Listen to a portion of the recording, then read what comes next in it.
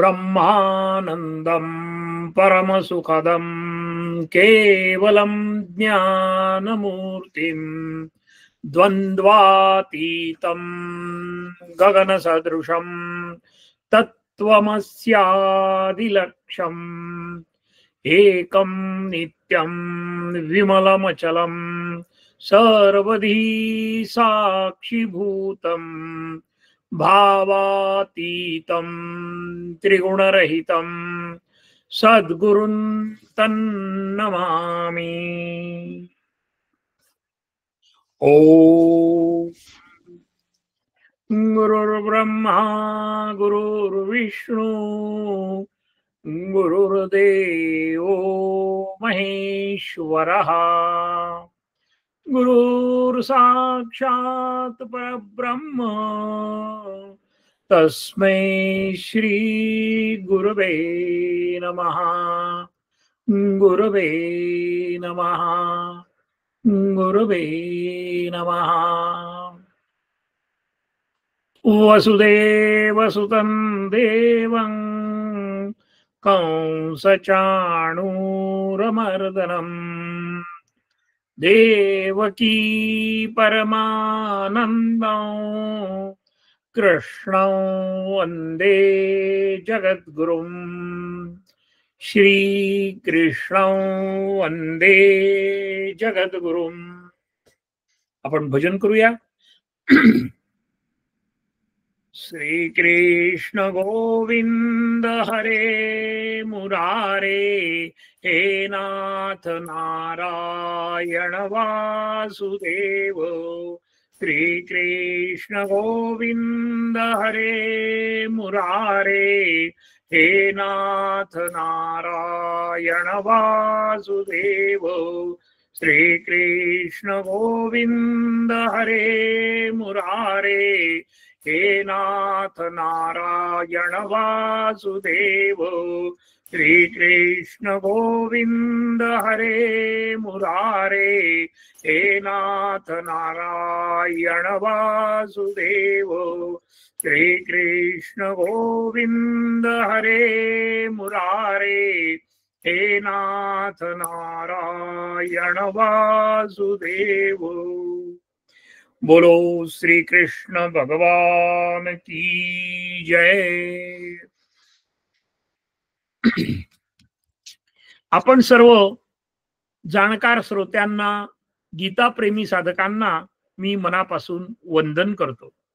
आपल्या सर्वांच्या प्रोत्साहनामुळेच गीतेतील काही श्लोकांचा मला भावलेला भावार्थ मी केलेल्या अत्यल्प अभ्यासाचे विवेचन करण्याचा आनंद आपण सर्वजण प्राप्त करून या ज्ञानसागराचा अमृत रस घेऊया।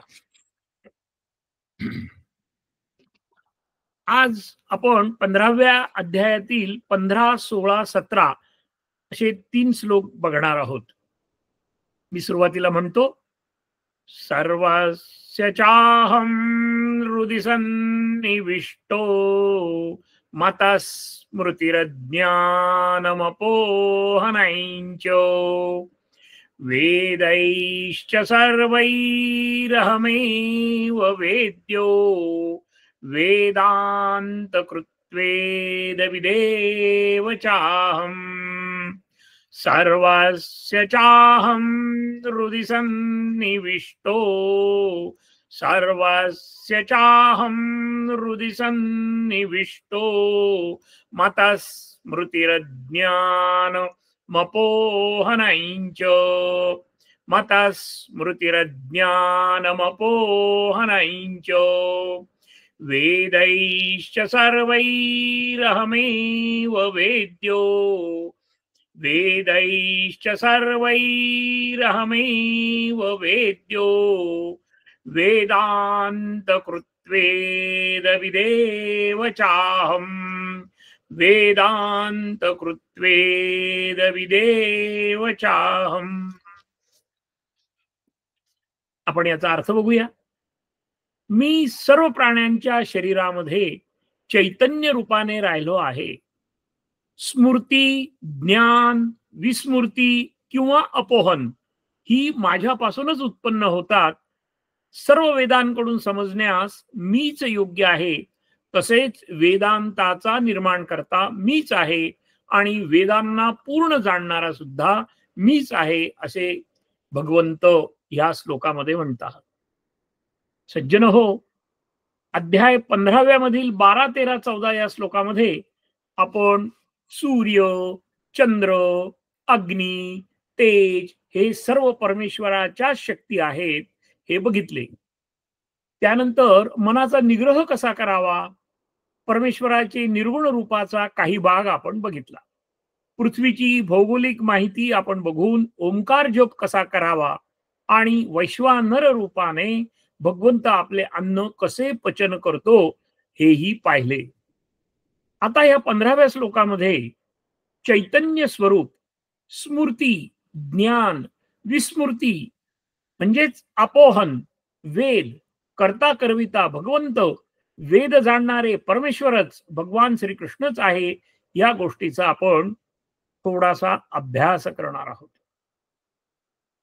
चैतन्य रूप म्हणजे चेतनात्मा, जो प्रत्येकाच्या प्राणी मात्रामध्ये राहतो.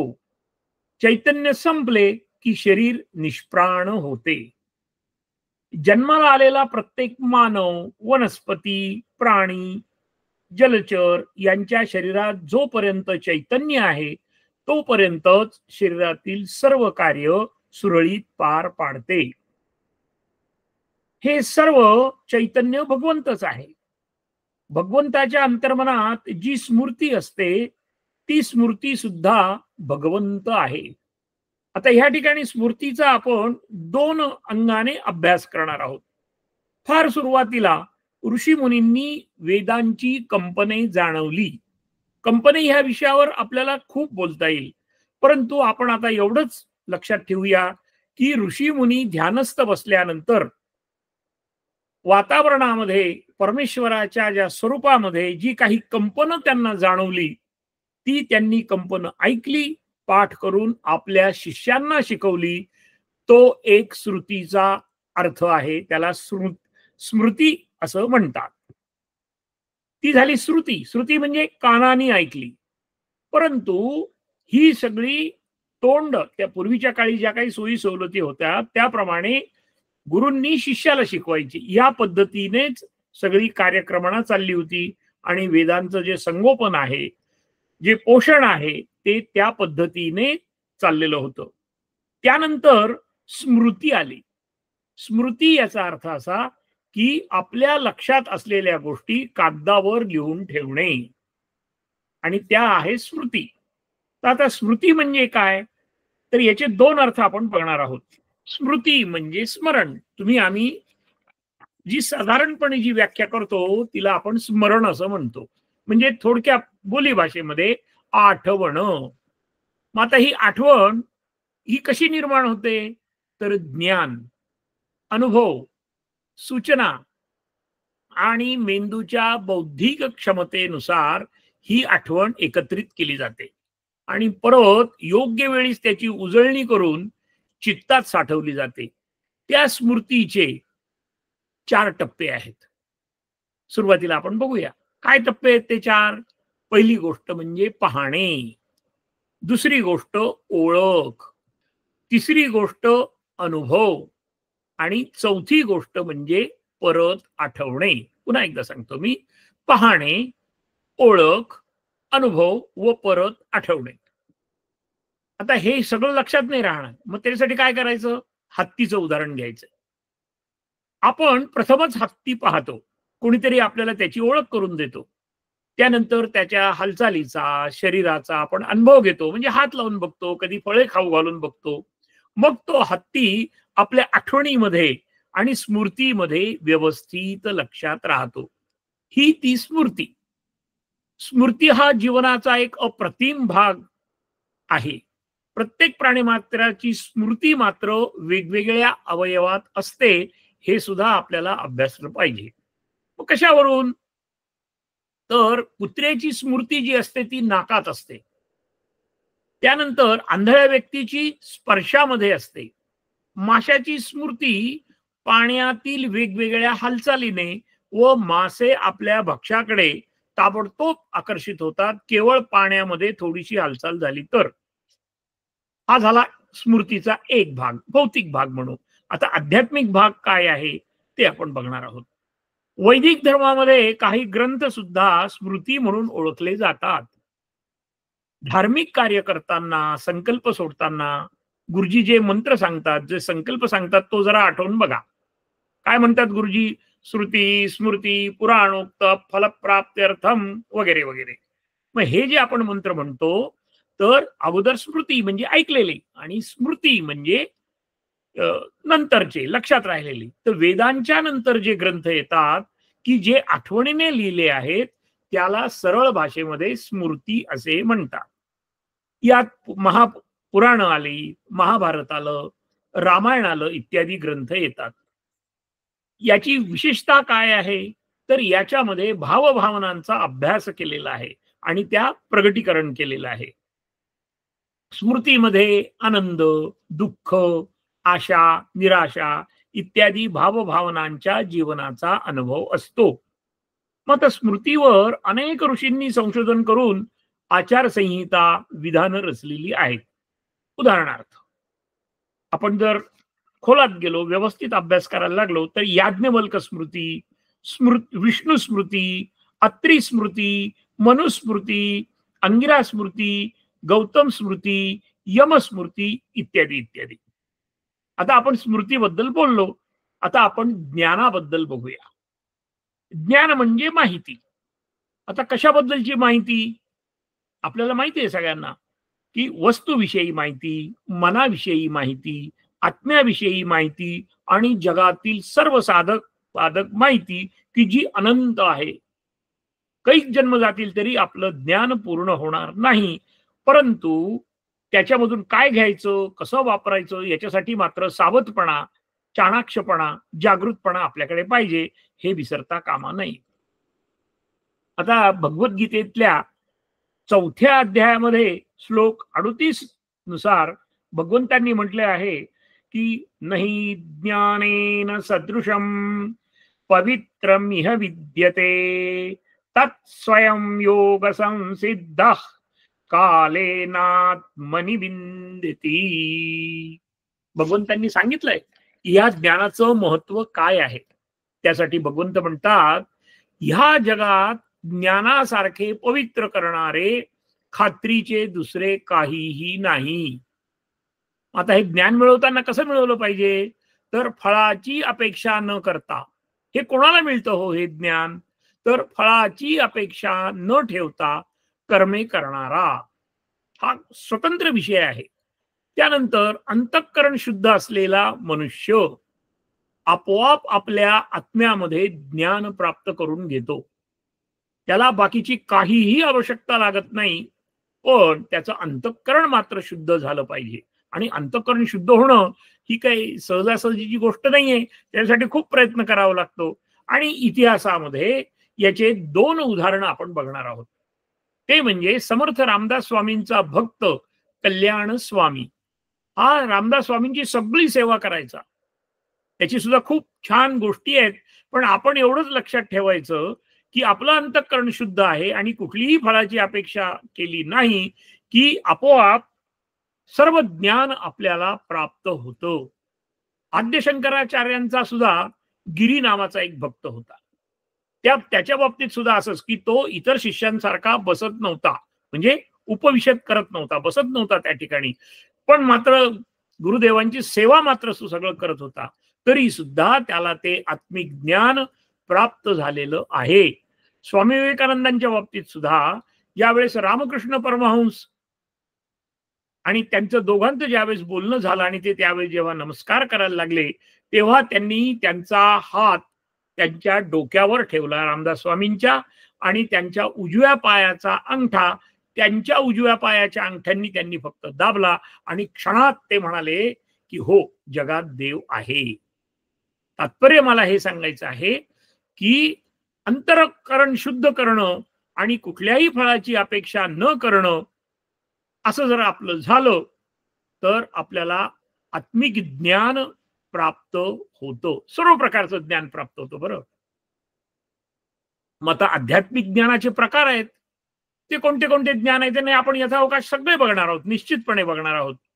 त्याच्यातले काही नावं मी वाचतो फक्त.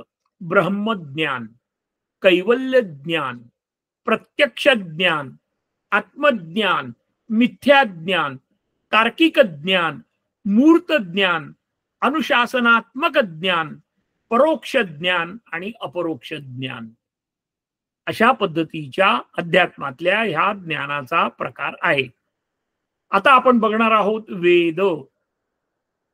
श्रुतीपासून वेद निर्माण झाले, प्रत्येक आपण हे मागे बघितलंय. मग आता वेदांची 4 विभागणी केलेली आहे. त्याच्यामध्ये पहिली काय आहे तर संहिता, दुसरी आहे ब्राह्मण. ब्राह्मण म्हणजे जातीने जे म्हणतो आपण ते नव्हे, हे ब्राह्मण म्हणजे पुस्तकं. त्यानंतर याच्यामध्ये संस्कृत श्लोकाचा व्यवस्थित गद्यामध्ये अर्थ दिलेला आहे, ते आहेत ब्राह्मण, आरण्यक, उपनिषद आणि सर्वात शेवटी जो वेदांत. हे सर्व वेदांचे अंग आहेत. आता कसे कसे ते आहेत त्याचं सविस्तर आपण खाली वर्णन बघणार आहोत. त्याच्या आधी विस्मृती या संदर्भात आपण बघूया. त्याला अपोहन असं सुद्धा म्हणतात, की भूतकाळातील गोष्टी वर्तमान काळात सांगण्यास वागण्यास माणसं असफल होतात, याला विस्मृती असं म्हणतात. आणि तुमच्या आमच्या सगळ्यांना ते अनुभव आहेत. फोन नंबर लक्षात न राहणं, घरामध्ये काही वस्तू विसरणं, कुठल्या गावाला गेल्यानंतर काही वस्तू विसरणं, ही साधी विस्मृती आहे. वाईट गोष्टी लक्षात न ठेवता त्या विसरून जाणं, ह्या सुद्धा आवश्यक गोष्टी आहेत आणि ह्या सुद्धा भगवंताच्या कृपेनेच घडतात. मग आता विस्मृती होऊ नये म्हणून काय करायचं तर विस्मृती घालवण्यासाठी आरोग्य, व्यायाम, वारंवार अभ्यास, आहार, ओंकार जप साधना इत्यादी अनेक उपाय आहेत. आता अपोहनम म्हणजे वारंवार, आणि हे झाले उपाय. परंतु आपल्या लक्षात का राहत नाही तर आपला आपणच अभ्यास करायचा आहे. कारण काय सांगितलंय, वेद सांगतात अहम ब्रह्मास्मी, जे ब्रह्मांडात आहे तेच माझ्यात आहे. त्यामुळे माझा अभ्यास करणं हे खूप महत्वाचं आहे. मग त्यामध्ये वारंवार निगेटिव्ह विचार करून बुद्धीत अनेक प्रकारचे संशय, काल्पनिक भीती, भ्रम, यामुळे मानसिक आणि शारीरिक स्थितीमध्ये बदल होतात.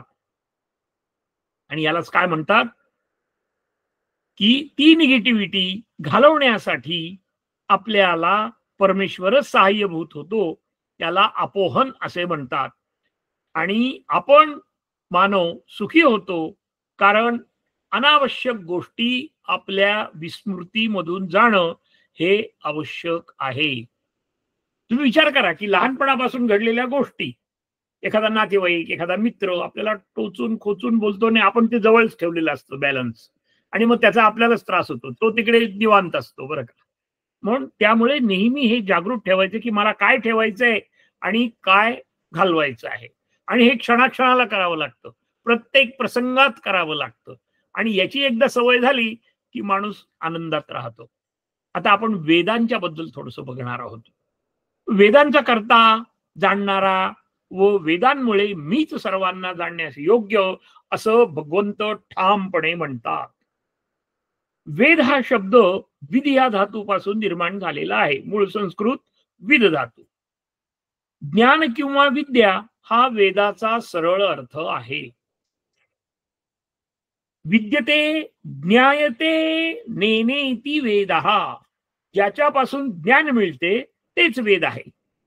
मग आता वेदाचे करते कोण तर कृष्ण द्वयंपायन महर्षी ऋषी यांनी पूर्वी एकच असलेल्या, पूर्वीच्या काळी एकच वेद होता, पण त्याचं संकलन जे आहे ते केलेलं आहे. आणि त्यामुळे त्या 7 चिरंजीवांपैकी एकमेव व्यासजी असे आहेत की जे निरंतर तुमच्या आमच्या स्मरणामध्ये राहणार आहेत. आता यांचा जन्म कसा झाला त्याबद्दलचं मोठं कथानक आहे, पण मी फक्त ओझरता असा उल्लेख करतो की पराशर ऋषी व निषादांची मुलगी सत्यवती हे व्यासांचे आई वडील होते. असं म्हटलं जातं की व्यासोशिष्टम जगत सर्वम असे वचन आहे. याचा मदिदार्थ असा आहे की असे कोणतेही ज्ञान नाही की जे व्यासांना माहीत नाही, त्यांनी लिहिलं नाही. आता आपण पूर्वीचा म्हणजे 1817 ते 1872 हेनरी डेव्हिड अमेरिकन फिलॉसॉफर होते. या कालावधीमध्ये त्यांनी फिलॉसॉफीचा अभ्यास केला आणि त्यानंतर वेदाचा अभ्यास, फिलॉसॉफीचा अभ्यास करत असताना त्यांनी वेदांचा पण अभ्यास केला आणि त्यांच्या असं लक्षात आलं की मी जगातलं सगळं ज्ञान घेतलं आणि ते सगळं चांदण्यांसारखं होतं आणि वेदांमध्ये मात्र मला चंद्र दिसला आणि त्या चंद्राच्या ज्ञानाने सर्व काही मला बाकीचे जे ज्ञान आहे ते चांदण्यांसारखं दिसायला लागलं. आणि हे त्यांनी 1850 साली लिहून ठेवलेलं आहे. याचा अर्थ असा की आपण इतके भाग्यवान आहोत की ह्या वेदांनीच आपलं सगळं जीवन निश्चितपणे यशस्वी होणार आहे. आता आपण 4 वेदांची माहिती घेऊया, थोडक्यात घेणार आहोत आपण. अर्थात ऋग्वेद, यजुर्वेद, सामवेद आणि अथर्ववेद हे असे 4 वेद आहेत. मग आता ह्या 4 वेदामध्ये 10,552 ऋग्वेदाच्या मंत्र आहेत. यजुर्वेदामध्ये फक्त 1975 एवढ्याच मंत्र आहेत. सामवेदामध्ये 1875 ग्रंथ मंत्र आहेत आणि अथर्ववेदामध्ये 6077 असून ओरिजिनल 736 श्लोक जे आहेत ते फक्त मूळ अथर्ववेदाचे आहेत आणि बाकीचं सगळं ऋग्वेदामधूनच अथर्ववेदाची निर्मिती झाली आहे, त्याच्यामध्ये ते इन्क्लूड केलेले आहेत. आता हे ऋग्वेद कोणाला दिले त्याच्याबद्दल आपण थोडक्यात माहिती बघूया. तर ऋग्वेद पहिलं ऋषींना शिकवला, यजुर्वेद वैशंपायन ऋषींना शिकवला, सामवेद जैमिनीला शिकवला आणि अथर्ववेद सुमंत नावांचे ऋषी होते त्या ऋषींना व्यासांनी शिकवलेला आहे. आणि ह्या सर्व वेदांचं ज्ञान एकाच माणसाला माहित होतं, ते म्हणजे व्यासांच्या नंतर त्यांची चिरंजीव विरक्तीचे महामेरू शुकमुनी यांना हे माहित होतं. आता आपण संहिता, ब्राह्मण, आरण्यक, उपनिषद हे उपभाग आहे हे बघितलं. मग संहिता म्हणजे काय? तर संहिता म्हणजे मंत्रांचा संग्रह. ब्राह्मण म्हणजे वेदांचे गद्यात व्याख्या करणारे ग्रंथ, असे एकूण 14 ग्रंथ आहेत. आरण्यक म्हणजे काय? तर आरण्यक ग्रंथ आणि उपनिषद यांच्या ज्ञानाचे जोडणी करण्याचे काम आरण्यक करतात. जंगलात शांत ठिकाणी केलेला अभ्यास म्हणजे आरण्यक. वानप्रस्थ आणि संन्यास आश्रमामध्ये असताना हा अभ्यास प्रामुख्याने केला गेला. ब्राह्मण ग्रंथापेक्षा जास्त श्रेष्ठत्व आरण्यकाला आहे. आरण्यक एकूण फक्त 7 आहेत. आपण याचा सगळ्याचा ओझरता अभ्यास निश्चितपणे करणार आहोत. उपनिषद, आता उपनिषद म्हणजे काय? तर उप म्हणजे समीप, जवळ बसून, निषद म्हणजे बैठक, समीप बसून घेतलेले ज्ञान हे उपनिषद आहेत. एकूण उपनिषद 108 आहेत. त्यापैकी केवळ सध्या 14 उपनिषदांचा सखोल अभ्यास केला जातो. सर्वात महत्वाचे म्हणजे उपनिषदामध्ये वेदांचे दर्शन म्हणजे वास्तविकता, स्वतःचे म्हणजे आत्म्याचा प्राकृतिक शोध आणि परमात्म्याची वास्तविकता म्हणजे ब्रह्माचा शोध, हे सर्व उपनिषदातून आपल्याला माहिती होतं. त्रयी अशी आहे, मला सनातन धर्माचा अभ्यास करायचा मी ठरवलं, मग मला अगोदर त्रयींचा अभ्यास करावा लागेल. पहिला म्हणजे ब्रह्म काय आहे, त्यानंतर उपनिषद काय आहेत आणि त्यानंतर श्रीमद भगवद्गीता. परंतु हे सगळं करत असताना आपण या ठिकाणी भगवद्गीता हा मूळ तत्व घेतलेला आहे, हाच अभ्यास आपण करणार आहोत आणि त्याच्या अनुषंगाने सर्व गोष्टी आपल्याला माहिती होणार आहेत. आता वेदांत संपूर्ण जगातील मानव जातीसाठी आहे हे विसरता कामा नये. त्याच्यामध्ये वर्णभेद, जातीभेद, शाखाभेद नाहीच. वेदांताचा पूर्ण अभ्यास करून जीवन यशस्वी झालेल्या काही व्यक्ती मी आपल्याला सांगतो की ज्यांनी पूर्ण अभ्यास केला. ते म्हणजे संत कबीरदास, कृष्णमूर्ती, मीराबाई, स्वामी विवेकानंद, याज्ञवल्क आणि जनक राजा. हे आपण उदाहरणासाठी घेणार आहोत कारण यांची आपल्याला थोडीशी कल्पना आहे. वेदांतामध्ये 4 गोष्टीवर भाष्य करावं लागतं. कुठलाही शास्त्राचा अभ्यास जेव्हा करतात त्यावेळेस 4 गोष्टीवर आपल्याला अभ्यास करावा लागतो. पहिला अभ्यास बघा, आपण अगोदर मागचे जर आपले काही विवेचन अभ्यास आपण बघितला असेल तर आपण काय काय बघितलं, तर जीव बघितला, जगत बघितलं, जगदीश बघितलं, उपासना बघितली आणि मोक्ष बघितला. गीतेमधून आपण हे शिकणार आहोत. मग आता वेदांतामध्ये मात्र वेदांत म्हणतं की पुराव्याशिवाय तुम्ही बोलू नका, वेद चालणार नाही आणि म्हणून त्याला वेदांत असं म्हटलेलं आहे. मग त्याचा जो सूक्ष्म अभ्यास आहे वेदांताचा, त्याच्यामध्ये 6 गोष्टींचा प्रमुख अभ्यास केलेला आहे. पहिला अभ्यास, सत्य काय आहे. मग तिथे एका वाक्यात सांगितलं की ब्रह्म सत्य जगन मिथ्या. मिथ्या म्हणजे खोटे नव्हे, जे क्षणाक्षणाला बदलणारे आहे ते. मग आता पिंडी ते ब्रह्मांडी, मग माझं सुद्धा अंतःकरण, माझा शरीर हे सुद्धा क्षणाक्षणाला बदलत असतं. कारण त्याचं छोटं उदाहरण म्हणजे एका क्षणामध्ये 30 लाख पेशी निर्माण होतात आणि तेवढ्याच जवळपास मरतात. आणि म्हणून हा जो 1 तास आहे, ह्या 1 तासामध्ये आपला मेंदू जो आहे तो अत्यंत कार्यरत आणि सजगता आणि जागृतीपूर्वक जर आपण ऐकलं तर आपलं शरीर सुद्धा ट्युनिंग व्हायला सुरुवात होते. म्हणून अध्यात्माचं केलं की उगीच बरं वाटतं बरं का. त्याचं कारण हे आहे. दुसरी गोष्ट वेदांतामध्ये घेतली जाते ती मी कोण आहे. आपण नेहमी म्हणतो मी कोठुनी कोण आलो कसा रे, तर त्या पद्धतीने वेदांत असं सांगतो की शरीर हे नाही मी आहे आत्मा. मग आता आत्मा कसा आहे तो आपण आज बघणार आहोत. चेतना, जीवनात चैतन्यमय जगले पाहिजे. चैतन्यमय जगण्याचा राजमार्ग काय आहे. आसक्ती आणि भीतीने जगायचं नाही. मी कधीही आसक्तीने आणि भीतीने जगणार नाही. नाविलाजाने तर मुळीच जगणार नाही. मोकळेपणाने जगल्यावर चैतन्याची पूर्ण शक्ती माणसाला मिळते. बरं, लहान मुलाचं बघा 3 ते 4 वर्षाचं, त्याला काहीच वाटत नाही. तो कोणाकडेही जातो, काहीही करतो, मजा करतो. आपण सुद्धा तसंच वागलं पाहिजे संपूर्ण आयुष्यामध्ये. चौथा भाग जो अभ्यास केला जातो वेदांताचा, तो म्हणजे आपण आत्मा आहोत. त्याचा मानवी जीवनाला, सर्व जीवित ब्रह्मांडातला वावर कसा आहे. तो स्वतः काहीही न करता सर्व कामं इतरांकडून करून घेतो, आपल्या अवयवांकडून करून घेतो. तो आहे आत्मा.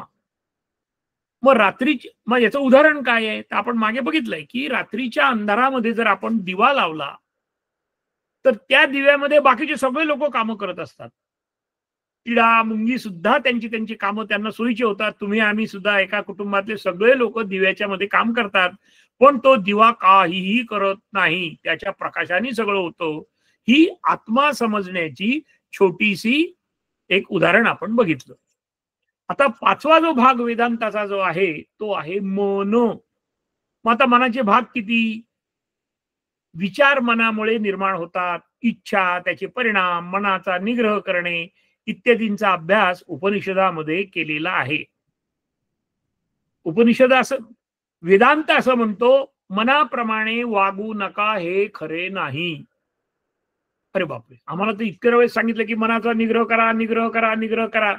मनाप्रमाणेच वागावं लागतं. पण कसं वागायचंय ते, तर यथायोग्यपणे, चाणाक्षपणे. रथ चालवायचा म्हणजे घोडा तर लागणार आहे. मग घोडा जो आहे तो जे मन आहे त्याला मात्र लगाम जे आहे तो लगाम आपण नेहमी आपल्याच हातात ठेवायचा आहे. आणि इंद्रियांच्या लगामाबद्दल आपण यथावकाश बोलणारच आहोत, पण तो विषय आता इथे नाहीये. पण चाणाक्षपणे आणि जागृतपणे हे 2 शब्द आपण विसरायचीच नाहीत. कारण आपली इच्छा सारखी बदलत असते. बघा, आपणच आपला अभ्यास करायचा, इतरांचा वेळच द्यायचा नाही इतरांना या बाबतीत, अध्यात्माच्या बाबतीत. मग जसे ध्यान आहे, मग आता हे मन कसं कंट्रोल करावं, तर ध्यान आहे, प्राणायाम आहे, सर्वात महत्वाचं गुरूंचं मार्गदर्शन आहे, आणि नेहमी मनाला अंतिम सत्यानुसार आणि बुद्धीच्याच, एक एक शब्द अत्यंत महत्वाचा आहे, हे आपलं जीवन बदलून टाकणार आहे निश्चितपणे. कसं, तर मनाला अंतिम सत्यानुसार बुद्धीच्याच अंकुशाने क्षणोक्षणी नियंत्रणात ठेवण्याची कला आपल्याला स्वयं अध्ययाने शिकायची आहे. स्वयं अध्ययन, आणि त्यात प्रावीण्यही मिळवायचं आहे. मग बघा कसा जीवनाचा आनंद आपल्याला मिळेल. यानंतर जो 6वा आणि अंतिम भाग जो आहे वेदांताचा, तो असा आहे की उपनिषदातील अंतिम व महत्वाचा भाग म्हणजे ब्रह्म. श्रीमद भगवद्गीतेच्या 8व्या अध्यायातील 3ऱ्या श्लोकामध्ये भगवान म्हणतात, अक्षरम ब्रह्म परमं स्वभावोऽध्यात्ममुच्यते भूतभाव भवत्करो विसर्ग कर्म संत्रितः. अत्यंत श्रेष्ठ परमाक्षर हे ब्रह्म आहे, ते कधीही नष्ट होत नाही. प्रत्येक जीवात्म्याचा तो मूळ भाव आहे, ते अध्यात्म आहे. या अक्षर ब्रह्मापासून भूतांच्या म्हणजे तुमच्या आमच्या अंतर्यामामध्ये भाव निर्माण होतात, व नंतर ते जे कृती करतात त्याला कर्म असे म्हणतात. ब्रह्मज्ञान प्राप्त होण्यासाठी पहिला नियम असा आहे की अहंकार सोडायचा आहे. भक्ती मार्गाची कास धरावी लागेल. विरक्तीही आवश्यक आहे, आणि आसक्तीही नष्ट केली पाहिजे, आणि स्वार्थ असता कामा नये. म्हणजे जनरली असं होत नाही, पण आपण तसा प्रयत्न करायचा आहे. मग त्यासाठी काय, मला काय मिळेल हा जो सगळा भाव आहे, तो फक्त अध्यात्माच्या बाबतीमध्ये निश्चितपणे विचार केला पाहिजे. आता भक्ती मार्गाचे सुद्धा एकूण 4 स्तंभ आहेत, खांब आहेत. आता भक्ती मार्गाचे नवविधा भक्ती आपण मागे बघितलेले आहेत, पण मुख्य 4 स्तंभ म्हणजे खांब कोणते आहेत? गुरुशरण, सत्संग, सेवा आणि निरंतर स्मरण. एवढं केलं की भक्ती निर्माण झाली. पण जाणीवपूर्वक विरक्ती निर्माण झाल्यानंतर ब्रह्माची अनुभूती येते. यासाठी प्रत्यक्ष प्रथमतः मी सच्चित आनंद आहे हे आपण आपल्या शुद्ध अंतःकरणामध्ये ठसवणं हे आपलं कर्तव्य आहे. आता समर्थ रामदास काय म्हणतात, नेहमी माणसाला असं वाटतं की मी संसार करू का प्रपंच करू, संसार म्हणजे प्रपंच करू का अध्यात्म करू, काय करू? समर्थांनी स्पष्टपणे सांगितलं की सर्वात श्रेष्ठ आहे तो गृहस्थाश्रम आहे. समर्थ म्हणतात, आधी प्रपंच करावा नेटका, मग घ्यावे परमार्थ विवेका, तेथे आळस करू नका विवेकी हो श्रीराम. प्रपंच सांडून परमार्थ कराल, तेणे तुम्ही कष्टी व्हाल. प्रपंच परमार्थ चालवाल, तरी तुम्ही विवेकी श्रीराम. विवेकी आपण वागलं पाहिजे. प्रपंची जो सावधान, तो परमार्थ करील जाण. प्रपंची जो अप्रमाण, तो परमार्थी खोटा श्रीराम.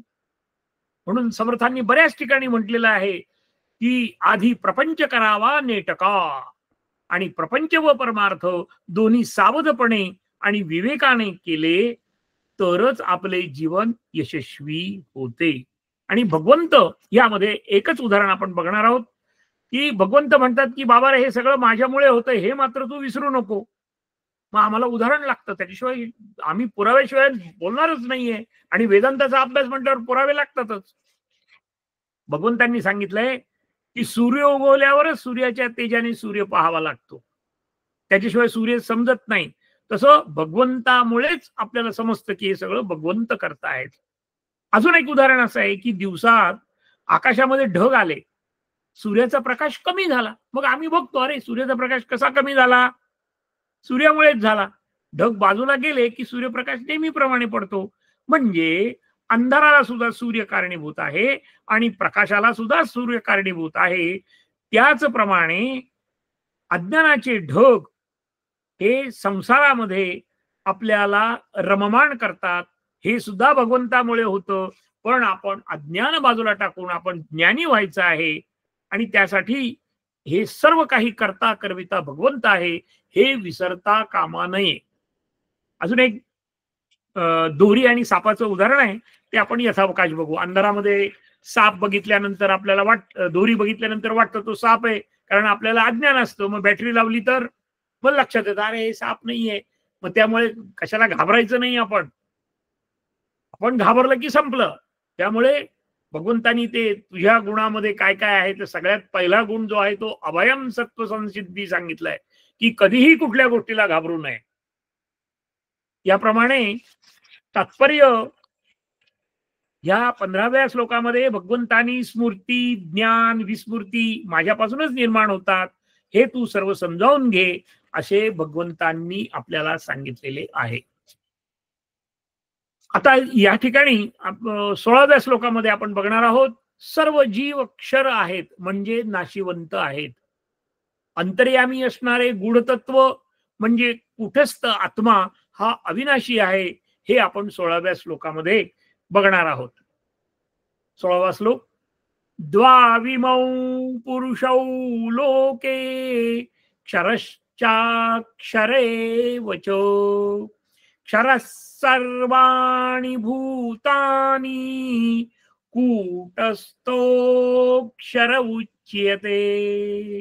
अजून एकदाच म्हणतो फक्त, द्वाविमौ पुरुषौ लोके क्षरश्चाक्षरे वचो क्षरः सर्वाणि भूतानि कूटस्थोऽक्षर उच्यते. भगवंत म्हणतात, या पृथ्वीवर नष्ट होणारे व नष्ट न होणारे असे दोनच पुरुष म्हणजे प्रकार आहेत. यामध्ये जड पदार्थ म्हणजे सर्व भूतमात्रांची तुमची आमची शरीरे ही नाशवंत आहेत. फक्त अंतर्यामी असणारा जो जीवात्मा आहे हा कधीही नाश पावत नाही. यामध्ये विश्व, पृथ्वी, पुरुष यांचे विभाग, शरीर, जीवात्मा, नाशवंत, अविनाशी याचा आपण उहापोह थोडासा घेणार आहोत. आता फक्त विश्व ब्रह्मांड म्हणजे काय आहे ते आपण थोडक्यात बघू. तर यामध्ये 3 लोक मानलेले आहेत सनातन धर्मामध्ये, तो म्हणजे स्वर्ग, मृत्यू आणि पाताळ. आता यामध्ये 14 भुवन आहेत. त्यांचा मी नामोल्लेख करतो, फक्त कोण कोण आहे ते आपण यथावकाश बघूया. तर पहिला भूलोक म्हणजे पृथ्वी, यावर तुम्ही आम्ही राहतो. दुसरा भुवरलोक, त्यामध्ये ऋषीमुनी राहतात. तिसरा लोक म्हणजे स्वर्गलोक, त्या ठिकाणी देव राहतात. महरलोक, ज्ञानी लोक राहतात. जनकलोक, हे त्यांच्यापेक्षाही ज्ञानी लोक राहतात. तपलोक म्हणजे तपस्वी लोक राहतात. आणि सत्यलोक म्हणजे त्या ठिकाणी ब्रह्मा राहतात. ब्रह्मदेव हे आपले सर्वात श्रेष्ठ प्रजापती. खाली काय आहे? अतल, वितल, सुतल, तलातल, महातल, रसातल, पाताळ. आणि सगळ्यात शेवटी फक्त एवढंच सांगायचंय की वासुकी सगळ्यात शेवटी राहतात. मग आता पृथ्वीवरचा जन्म आपण जे कर्म करू त्याप्रमाणे आपल्याला वरती जायचंय का खाली जायचं हे ज्याचं त्यांनी आपल्या कर्माप्रमाणे ठरवायचंय. म्हणून स्वतःचा अभ्यास करायचा आहे, हे विसरता कामा नये. आता आपण काय करतोय की माझं कर्म काय आहे याचा सुद्धा अभ्यास केला पाहिजे. दररोजचं काय आहे, नित्य नियम काय आहे याचा सुद्धा आपल्याला अभ्यास करणं गरजेचं आहे. आता पुरुष याचा अर्थ की हे मूल तत्व, मग तो क्षर पुरुष, अक्षर पुरुष आणि पुढच्या श्लोकामध्ये आपण पुरुषोत्तम पुरुष आपल्याला माहिती आहे म्हणजे भगवंत, परमात्मा, सुप्रीम शक्ती, अनेक नावं दिलेली आहेत त्यांना. सर्वोत्तम चैतन्य. श्रीमद भगवद्गीतेत अध्याय 13 व अध्याय 7 मध्ये याच क्षर पुरुष आणि अक्षर पुरुषांचा विविध नावाने उल्लेख आहे. 7व्या अध्यायामध्ये परा अपरा म्हटलंय, 13व्या अध्यायामध्ये क्षेत्र क्षेत्रज्ञ म्हटलेलं आहे. त्यानंतर अध्यात्मामध्ये काय काय म्हणतो आपण?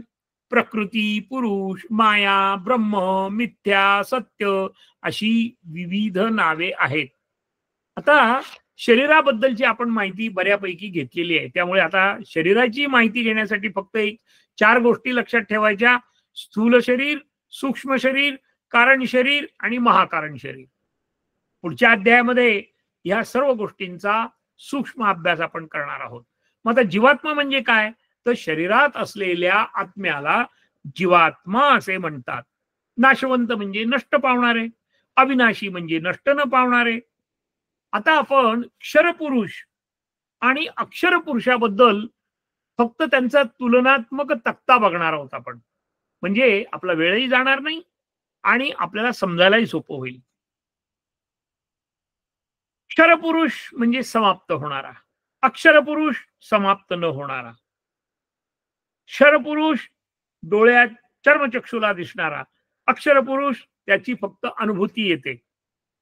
म्हणजे आत्म्याबद्दलच आपण माहिती घेतोय इथे. क्षरपुरुष जड आहे, त्याला वस्तुमान आहे, पण हा अक्षरपुरुष हा मात्र सूक्ष्म आहे, त्याला वस्तुमान आहे. क्षरपुरुष क्षरपुरुषाच्या माध्यमातूनच अक्षरपुरुष जाणवतो, अन्यथा आपल्याला तो जाणवणार नाही.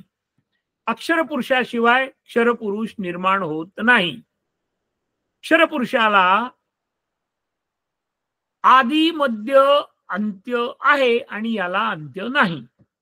क्षरपुरुषाचे वर्णन करता येते, पण अक्षरपुरुषाचे वर्णन करता येत नाही. तो फक्त दिव्याच्या प्रातिनिधिक स्वरूपामध्ये आपण त्याची कल्पना करू शकतो. क्षरपुरुष हा विकारी म्हणजे आपलं शरीर. थोडक्यात सांगायचं, गीतेचा मुख्य भाग तोच आहे. काय की विकारांच्या उपाधीने आत्मा उपाधियुक्त भासतो, तो म्हणजे क्षरपुरुष. आणि उपाधीचा नाश झाल्यावर मात्र चैतन्य उपाधी रहित राहते. ज्ञान विज्ञानाचा अभ्यास आपण पूर्वसुकृताप्रमाणे क्षरपुरुष करू शकतो, पण चैतन्याला अभ्यास करण्याची गरज नाही. तो उदासीन असतो, तो फक्त त्रयस्थ दृष्टीने आपल्याकडे बघतो. संसार वृक्षाचे मूळ क्षरपुरुष नाही, अक्षरपुरुष आहे. या क्षरपुरुषाला नाव, रूप, संबंध, जाती, क्रिया, भेद हे लागू पडतात आणि आत्म्याला हे लागू पडत नाही. कर्माने हा लिप्त असतो, आत्मा कर्माने लिप्त नसतो. क्षरपुरुष परप्रकाशी आहे आणि अक्षरपुरुष हा स्वयंप्रकाशित आहे, त्याला काही कोणाच्या प्रकाशाची गरज पडत नाही. आपण मागे बघितलं की क्षरपुरुष हा दृश्य आहे, आकारात आहे, आनंदी आहे, दुःखी आहे, तो वाढतोय, कमी होतोय. पण क्षरपुरुष अदृश्य आहे, तो आनंदी नाही, तो दुःखी नाही, तो वाढतही नाही आणि कमीही होत नाही. थोडक्यात आत्म्याची माहिती आणि शरीराची माहिती आपण ह्या श्लोकामध्ये घेतलेली आहे. आता पुढच्या श्लोकामध्ये पुरुषोत्तमाच्या स्वरूपाविषयी कथन, त्याबद्दल आपण माहिती घेणार आहोत.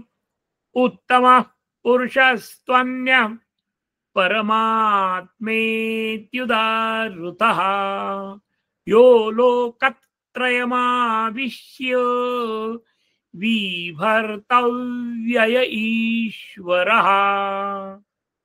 उत्तम पुरुषस्त्वन्य परमात्मेत्युदाहृतः यो लोकत्रयमाविश्य विभर्तव्यय ईश्वरः. याचा अर्थ आपण क्षर आणि अक्षर मागच्या श्लोकामध्ये बघितलं. क्षर अक्षर पुरुषोत्तमापेक्षा व्यापक जो अन्य पुरुष, जे तत्व, जो अविनाशी परमेश्वर आणि परमात्मा म्हणून ज्याला जाणतात, जो तिन्ही लोकात प्रवेश करून सर्वांचे धारण व पोषण करतो, तो परमात्मा, तो आपल्याला जाणून घेण्यासाठी आपण सुरुवातीलाच पुरुषोत्तम हा अध्याय घेण्याचं, 15वा अध्याय घेण्याचं कारण हेच आहे. परपुरुषाला अनेक नावं आहेत. पुन्हा एकदा मी आपल्या कानावर गेले पाहिजेत ते त्या पद्धतीने सांगतो. परमात्मा, परमेश्वर, नियंता, अविनाशी, निर्गुण, निराकार, ब्रह्म, सर्वोच्च शक्तिमान, जो संपूर्ण ब्रह्मांडाचा पालन करता असून चर्मचक्षुला दिसत नाही, पण त्याची अनुभूती ज्ञानी पुरुषांना होते. आणि आपण सगळे आता ज्ञानी होत आहोत, जाणीव झालेली आहे. तो प्रत्येक रूपात पूजला जातो, पण त्याचे मूळ स्वरूप मात्र एकच आहे. प्रत्येक रूप म्हणजे अनेक देव, 33 कोटी वगैरे वगैरे.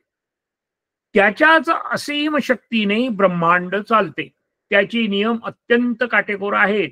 काही तत्वानेच ही शक्ती अत्यंत सूक्ष्मपणे कार्य करते. त्याला आधी मध्य अंत नाही. या परमेश्वर शक्तीनेच सृष्टीचा उदय होत असतो, पालन होत असतं आणि अंतही होत असतो.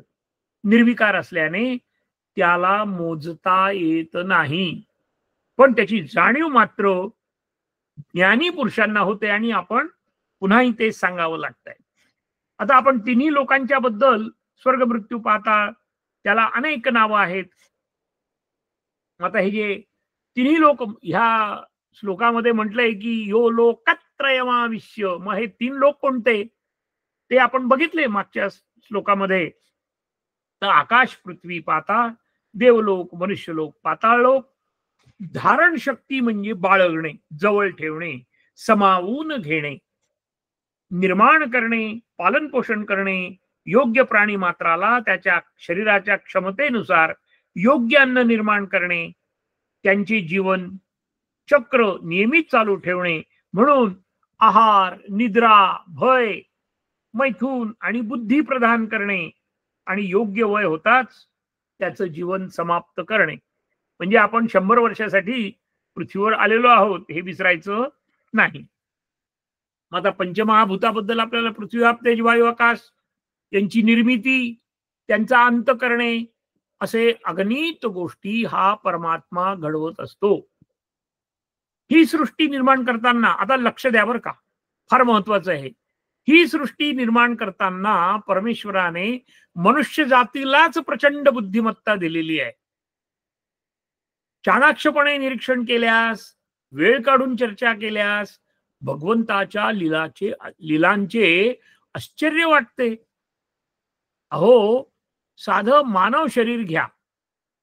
अन्न खाल्ल्यावर रक्त कसे तयार होते, हे सर्व सर्व अवयव योग्य प्रमाणामध्ये कसे पोचतात, त्यांनी वय सुद्धा फायनल करून ठेवलंय भगवंतांनी. कसं, माणसाने 100 वर्ष जगावे, कुत्र्याने 10-12 वर्ष, हत्तीने 70-80, कासवाला 150 ते 250 वर्ष, गरुड 35 ते 40, सिंह 10 ते 12 वर्ष, आणि आंबा फळ जे आहे ते 100 वर्ष जगण्याला भगवंतानी सोय करून ठेवलेली आहे. व्हील मासा तर 200 वर्षापर्यंत टिकतो.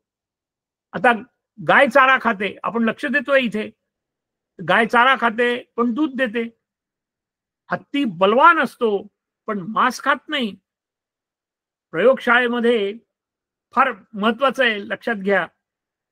कल्पना करा की एवढे शोध लागले, पण प्रयोगशाळेमध्ये भावभावनांच्या टॅबलेट्स अजून काही निघाले नाहीत बरं का. ओ, मला थोडंसं प्रेम द्या, ह्या गोळ्या घेतल्या की तुम्हाला आस्था निर्माण होईल, असे होणे नाही. हे सगळं भगवंतांनी आपल्याकडे ठेवलंय. आणि त्याचाच अभ्यास आपल्याला आहार विहारामध्ये केला की मग आपल्या गोष्टी ह्या सगळ्या आपल्याला लक्षात येतील. मग आता हे जे गोळ्या काही खाऊन प्रेम, आस्था, क्रूरता, ममता इत्यादी गोष्टी निर्माण होत नाही, याची जाणीव आपण ठेवली पाहिजे. आणि भगवंताने जर मृत्यू दिला नसता तर पृथ्वीवर माणसांची, प्राण्यांची, वनस्पतींची कल्पना करा, संख्या किती झाली असती, काय झाली असती, की मरणच नाही. असं होणे नाही. त्यानंतर जमीन आणि पाण्याचं जर अंतर बघितलं तर पाणी किती आहे, पृथ्वी किती आहे, जमीन किती आहे, तरी सुद्धा ते सगळे मर्यादित राहतात. वास्तविकरित्या पाण्याचा गुणधर्म समपातळीवर राहण्याचा आहे, पण त्या परमेश्वराची अशी लीला आहे की समुद्राला सुद्धा मर्यादित स्वरूपात राहावंच लागतं. तात्पर्य, म्हणूनच परमात्मा तिन्ही लोकात प्रवेश करून सर्वांचे धारण पोषण करतो हे विसरता कामा नये. आता आपण त्रयी बघितलेली आहे. प्रस्थान त्रयी म्हणतात याला. ती प्रस्थान त्रयी काय आहे? ब्रह्मसूत्र, उपनिषद आणि भगवद्गीता. आता याचा सगळा जर अभ्यास करायचा ठरला तर काय होईल? म्हणून माझ्या थोड्याशा अभ्यासाने दररोज आपण थोड्या थोड्या गोष्टीचा अभ्यास बघणार आहोत दर रविवारी. तर बृहदारण्यक उपनिषदामधली एक छोटीशी गोष्ट मी सांगणार आहे, परंतु मर्यादित स्वरूपात सांगणार आहे. याज्ञवल्क नावाचे ऋषी की ज्यांनी वेदांचा पूर्ण अभ्यास करून त्यांनी आपलं जीवन व्यवस्थितरित्या घालवलं. त्यांना 2 पत्नी होत्या. एकीचं नाव होतं कात्यायनी आणि एकीचं नाव होतं मैत्रेयी. आता प्रत्येकाचे स्वभाव वेगवेगळे असतात, त्यामुळे कात्यायनी जी होती ती संसारामध्ये रममाण होणारी होती, पण मैत्रेयी मात्र अत्यंत हुशार होती. बऱ्याच गोष्टी आहेत याज्ञवल्क ऋषींच्या आणि आपण ह्या अनुषंगाने थोड्या थोड्या बघणारच आहोत. पण अंतिमतः काय झालं ते मी तुम्हाला सांगतो. एक विशिष्ट वय झाल्यानंतर आपल्याकडे जो संन्यास आश्रम पत्करायसाठी म्हणून ते तयार झाले आणि त्यांनी आपल्या दोन्ही पत्नींना बोलवलं. ते म्हणाले, माझ्याकडे एवढी संपत्ती आहे, तेवढी संपत्ती तुम्ही वाटून घ्या, मी आता संन्यास आश्रमाला चाललो. संन्यास आश्रमाला चालल्यानंतर कात्यायनी जी होती ती तुमच्या आमच्यासारखी संसारिक होती, त्यामुळे ती म्हणाली की जा बाबा, जेवढं मला मिळतंय तेवढं मी घेते. पण मैत्रेयी म्हणाली, मी नाही करणार तसं, तुम्ही चालले म्हणे, माझं काय?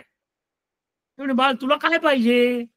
आपल्या पत्नीला म्हणाले. ती म्हणाली, मला मोक्ष हवा, मला अमरत्व हवं, मला मुक्ती हवी, धन अजिबात नको. ते म्हणे, त्यांना आनंद वाटला की अगं म्हणे तुला हे सगळं पाहिजे आहे, मी कसं देऊ? ते म्हणे, तुम्ही सांगा ना, त्याप्रमाणे मी वागणार. मग त्यांनी असं सांगितलं की मोक्षाची किंवा जन्म मृत्यूच्या फेऱ्यातून मुक्त होण्याची तिळमात्र शक्यता ज्याच्याकडे अनावश्यक संपत्ती आहे त्याची मुळीच नाही, त्याला कधीच समाधान मिळणार नाही. शेवटच्या क्षणाचं बोलतोय बरं का आपण. मग मैत्रेयी म्हणाली, मला नेहमी परमश्रेष्ठ अशा आनंदमय कोशात, प्रत्येक शब्दाचा अर्थ वेगळा आहे आणि तो आपण व्यवस्थितरित्या त्याचं मनन चिंतन करूया. आनंदमय कोशात नेहमी सुखी राहावे व मला कोठूनही कोणत्याही मार्गाने भीती वाटू नये, यासाठी मी काय करावे, असं तिने आपल्या पतिराजांना विचारलेलं आहे. त्यामुळे आनंदित होऊन याज्ञवल्क ऋषींनी तिला ब्रह्मज्ञान सांगितलेलं आहे. आता ब्रह्मज्ञानाची थोडीशी चुणूक आपण बघणार आहोत. हे मैत्री, हे पूर्णपणे आपले म्हणजे तुझे स्वतःचेच ज्ञान आहे.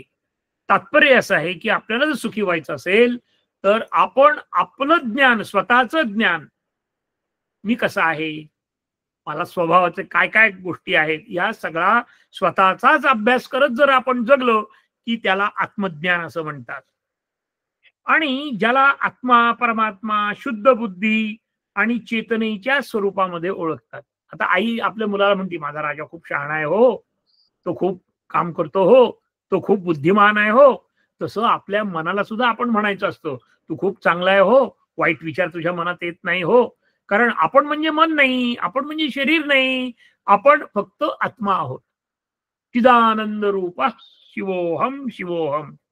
त्यामुळे फक्त एकमेव ज्ञान मुक्तीच्या मार्गाचे आहे असं याज्ञवल्क ऋषींनी सांगितलंय की स्वतःला ओळखा आणि ब्रह्माला ओळखा, बस. दोनच गोष्टी. आता गाडी चालवताना आपण बघत नाही का, प्रवास करताना डिप्पर मारतो. डिप्पर म्हणजे काय, जवळचं बघणं, लांबचं बघणं. मग तशाच पद्धतीने आत्म्याचाही, बाहेरचा आत्म्याचा अभ्यास करायचा आणि आपल्या देहाचा पण अभ्यास करायचा आहे, सूक्ष्म अभ्यास करायचा आहे. त्यामुळे चेतनेच्या स्वरूपामध्ये भगवंत म्हणजेच परमात्मा माझ्या शरीरात आहे हे लक्षात ठेवायचं आणि तो अनंत आहे, तो भगवंत आहे हेही कधीही विसरायचं नाही. आणि आत्मा व परमात्मा हे परमतत्व सांगताना याज्ञवल्क ऋषी सांगतात, आता सगळ्यात महत्वाचं बरं का, सावधान, की जगात असलेल्या प्रत्येक प्राणी मात्राच्या हृदयात असलेल्या, पुन्हा एकदा वाचतो, जगात असलेल्या प्रत्येक प्राणी मात्राच्या हृदयात असलेल्या परमेश्वरावर निश्चित प्रेम करावं, निश्चिम प्रेम करावं, यापेक्षा कोणतेही कारण नसावे. म्हणजे जो जो पाहिला तो तो भगवंत, या पद्धतीने हा परमात्मा संपूर्ण जगातील प्रत्येक सजीव निर्जीव वस्तूमध्ये ओतप्रोत भरलेला आहे. याच परमेश्वरावर प्रेम करावे. आणि मग पती पत्नींचं काय? तर पती पत्नींचं म्हणे की हा मला उपयोगी आहे किंवा ही मला उपयोगी आहे म्हणून प्रेम करू नका. तर ते प्रेम कसं करा? खूप मोठं आहे ते, पण आपण यथावकाश परत बघू पुढे. तर त्यावेळेस त्यांनी असं सांगितलं की आपल्या पत्नीशी आदराने वागायचं आहे. प्रेम तर करायचंच आहे, परंतु त्या प्रेमाच्या अगोदर आदर हा शब्द महत्वाचा आहे. आणि पतीने सुद्धा आपल्या पतीशी अत्यंत आदराने प्रत्येक घटना, प्रत्येक गोष्टी, प्रत्येक बोलणं हे करायचं आहे की जेणेकरून दोघांचंही अंतःकरण शुद्ध होईल. हे उदाहरणादाखल सांगितलंय. आपण जो जो आपल्या संपर्कामध्ये व्यक्ती माणूस येईल त्याच्याशी आपण अत्यंत आदराने वागायचं आहे. हे हेच खरं सूत्र आहे आणि हेच खरं ब्रह्म आहे. हाच खरा परमेश्वर आहे. आणि मग ज्यावेळेस त्याला वाटतं असं की अरे हो, माझी पत्नी किंवा माझ्या संपर्कात येणारा प्रत्येक व्यक्ती हा परमेश्वरच आहे, तेव्हा त्याची सगळी स्वतःची अॅनाटॉमी बदलते, बाकीचं द्या सोडून. कारण ही विस्मृती जी आहे ना, माझी ही अशीच आहे, माझा हा असाच आहे, वगैरे वगैरे, आपण अनालिसिस करणार आहोत एक छोटासा प्रयोग करून. तर त्याप्रमाणे नेहमी ब्रह्मांडाचं एक तत्व आपण समजून घ्यायचं आहे की हे अत्यंत सुंदर आहे, हे अत्यंत निर्मळ आहे आणि हे अत्यंत प्रेमळ आहे. आणि म्हणून आपल्या जीवनाचा एकमेव उद्देश असावा की मला परमेश्वर प्राप्ती व्हावी. आणि ती परमेश्वर प्राप्ती होण्यासाठी अगोदर आपल्याला आपलं शरीर शुद्ध करणं हे गरजेचं आहे. आणि ते करण्यासाठी आता बघा, तुम्ही तुम्ही आम्ही विचार करूया की आमची दिनचर्या काय. मग आम्ही हे आवरतो, ते आवरतो, अंघोळ करतो, वगैरे वगैरे सगळ्या गोष्टी करतो. आणि मन स्वच्छ करण्यासाठी मग कोणी सांगतं नामस्मरण करा, कोणी म्हणतं ध्यान करा, वगैरे वगैरे. आज आपण एक छोटासा प्रयोग करणार आहोत, छोटासाच आहे. तो प्रयोग असा, हे बघा, हे काय आहे? हे माझे मन आहे. आपण करू शकतो ना, मनुष्य देह आहे, आपल्याला भगवंतांनी बुद्धी दिलेली आहे. हे आता माझं मन. आता ह्या मनामध्ये मी डोकावून बघणार आहे बरं का. आता मी डोकावून बघितल्यानंतर काय येतं हा ज्याचा ज्यांनी त्यांनी अभ्यास करायचा आहे. मग आता मी पहिल्यांदा ही याच्यातली एक चिठ्ठी काढतो बरं का. याच्यातली पहिली चिठ्ठी काय आहे? अध्यात्म. अरे, हे अध्यात्माची गरज आहे का? हो म्हणतात सगळे लोक, अध्यात्म ही चिठ्ठी राहू द्या बरं का. माझ्या मनामध्ये ए बाई तू थांब. त्यानंतर दुसरी चिठ्ठी आहे कर्म. अरे, कर्म तर पाहिजेच, कर्माशिवाय काही नाही. मग अजून एक आपल्या मनाला दररोज विचारायचं आहे हे. मग आनंद, हो हो, आनंद सुद्धा पाहिजे बरं का मला. मग तो ठेवला मनामध्ये, बाकीचं काढून टाकलं आपण. त्यानंतर सत्य. अरे, सत्याशिवाय तर काही होत नाही, कारण माझा अभ्यास झालेला आहे, मी आता ज्ञानी झालेलो आहे, त्यामुळे मी सत्य सुद्धा माझ्या मनामध्ये ठेवलं. आणि उपासना, उपासना केलं की माझं मन हे शुद्ध राहतं. म्हणून अशा पद्धतीच्या गोष्टी ह्या दररोज आपण 5 मिनिटातच मनाने करा, प्रत्यक्ष करा, खूप मजा येईल. आणि आपल्या संपर्कात असलेल्या प्रत्येकाचं याच्यामध्ये आम्ही खूप सूक्ष्म अभ्यास केलेला आहे, तो आपण नंतर बघू. पण मी तुम्हाला सांगतो, आता आता एक परत एक चिठ्ठी काढली. ही काळी चिठ्ठी आहे बरं का. तिचं नाव आहे दंभ. काढून टाकली. पुढची चिठ्ठी कोणती आहे? मध. याची काही गरज नाही मला. पुढची कोणती आहे? मत्सर आहे. नको, त्या मत्सराचा काही उपयोग होत नाही. अजून कोणती चिठ्ठी आहे? क्रोध आहे. काढून टाका. त्यानंतर काय आहे? काम आहे. काढून टाका. अशा पद्धतीने लोभ आहे. काढून टाका. त्यानंतर अशा पद्धतीने आपल्या मनातल्या प्युरिफिकेशन ऑफ माइंड करताना हे जर आपण प्रॅक्टिकल केलं तर त्याची खूप मजा आपण उपभोगून अत्यंत निर्मळपणे आपलं आपण जीवन निश्चितपणे यशस्वी घालणार आहोत, की अजिबात आपल्याला कुठल्याही गोष्टीचं याला पकडलं त्याला पकडलं, रागाला पकडलं, द्वेषाला पकडलं नाही. पण आता याच्यामध्ये अजून एक आहे, हे सर्वांना कॉमन नाही. व्यक्ती परत्वे, वय परत्वे, परिस्थिती परत्वे, सगळ्या गोष्टी ह्या थोड्या थोड्या बदलतात. म्हणून आम्ही त्याला 1 ते 10 मार्क देतो. मग आता तरुण नुकतंच लग्न झालेलं आहे आणि त्याला सांगितलं की ते काम चिठ्ठी काढून टाक, नाही चालणार. त्यांनी त्याचा अभ्यास करावा आणि त्या कामाचा योग्य प्रकारे उपभोग घ्यावा. जो लोभ आहे, लोभाच्या बाबतीत काय आहे की जोपर्यंत 50-55 वर्षे होत नाही तोपर्यंत मर्यादित स्वरूपामध्ये मी लोभ हे करावंच लागेल, कारण ही परमेश्वराची निर्मिती आहे. फक्त माझी सारासार विचारबुद्धी आणि साधक बाधक बुद्धी मी वापरायची आहे, म्हणून मी जागृत व्हायचं आहे आणि अनंताचं भगवंताचं नाव घेऊन मी माझं आयुष्य आनंदाने घालवायचं आहे, की जे त्यांनी मला काही वर्षासाठी दिलेलं आहे. आज आपण मला वाटतं चारोळी सावधान, म्हणूनच आपण सगळे भाग्यवान आहोत. श्रीमद भगवद्गीतेच्या अभ्यासाने आपल्या कल्पना, विचार, दृष्टी, ज्ञान इत्यादींच्या कक्षा हळूहळू आपण उंचावत आहोत. आपण कोणत्याही वयाचे असा, जगात कुठेही असा, कोणत्याही आर्थिक परिस्थितीत असा, कोणत्याही पदावर कार्यरत असा, आध्यात्मिक ज्ञान आपल्याला चिकाटीने, सातत्याने, निरपेक्ष वृत्तीने, तन्मयतेने वाढवलेच पाहिजे. त्यामुळे आपले जीवन कर्तव्यपूर्तीच्या आनंदाने, आरोग्यदायी, चाणाक्षपणे व आपल्या कुटुंबातील, समाजातील सर्वांच्या समवेत सुखी, समाधानी व आनंदी जावे आणि ते जाणार हीच ईश्वरचरणी मनःपूर्वक प्रार्थना करून हरि ओम तत्सत. इदन्न मम तत्सत कृष्णार्पणमस्तु. ओम शांति शांति शांति. रामकृष्ण हरि.